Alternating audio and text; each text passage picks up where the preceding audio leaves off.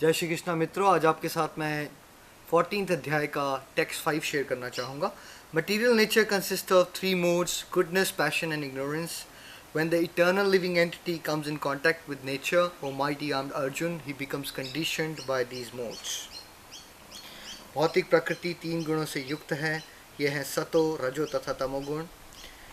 हे महाबाहु अर्जुन, जब शाश्वत जीव प्रकृति के संसर्ग में आता है तो वो इन गुणों से बन जाता है। तो फ्रेंड्स, भगवान श्री कृष्ण यहाँ ये समझा रहे हैं जो मटेरियल नेचर है, प्रकृति है, वो 3 गुणों से बनी है। जो हम कहते हैं कि भगवान की माया वो 3 गुणों से बनी है, सात्विक गुण, राजसिक गुण और तामसिक गुण। सात्विक गुण को मोड ऑफ गुडनेस कहते हैं, राजसिक गुण को मोड ऑफ पैशन और तामसिक गुण को मोड ऑफ इग्नोरेंस कहते हैं।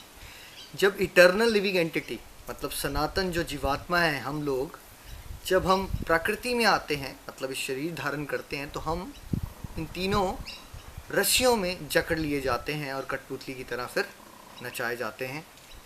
ऐसा होता क्यों है फ्रेंड्स?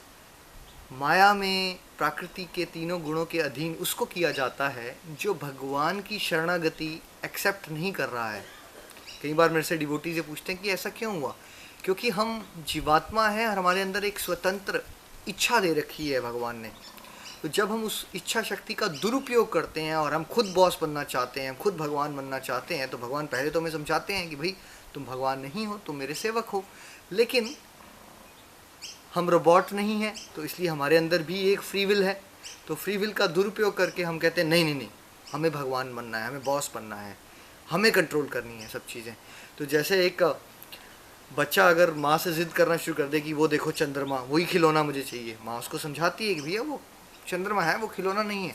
लेकिन अगर बच्चा ज़िद पे अड़ जाए तो फिर माँ क्या करती है, एक कटोरे में पानी भर के चंद्रमा का जो प्रतिबिंब उसमें आ रहा है कहती है ये देखो तुम्हारा खिलौना।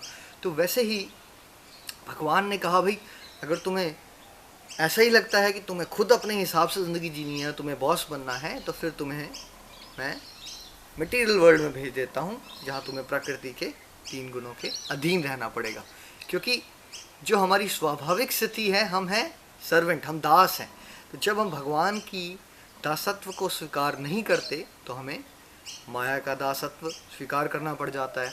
और माया हमें कंट्रोल करती है 3 गुणों से, सात्विक, राजसिक और तामसिक। तो फ्रेंड्स, तभी हमें बद्ध जीव कहा जाता है। तो पूरे के पूरे जीवन का लक्ष्य ये है कि हम बद्ध जीव से मुक्त अवस्था तक पहुँचे। और मुक्त अवस्था तक पहुँचने का जो रास्ता है वो इस चैप्टर में आप अलग अलग वर्सेस में हम समझेंगे, डिस्कस करेंगे। फ्रेंड्स, अगले वीडियो में मिलते हैं अगले श्लोक के साथ। जय श्री कृष्ण।